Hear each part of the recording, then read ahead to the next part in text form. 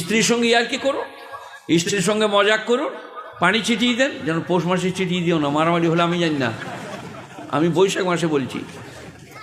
স্ত্রীকে ভালোবাসলে নেকি লেখা হবে, নেক সন্তান জন্মাবে। আই লাভ ইউ, ভালো আছো, এক কাপ চা করে নিয়ে এসো, তুমি একটু খাও আমি একটু খাই, একটা ডিম সিদ্ধ করে নিয়ে এসো, হাফ হাফ খাই, নেক সন্তান জন্মাবে, ঘরটা জান্নাত হয়ে যাবে।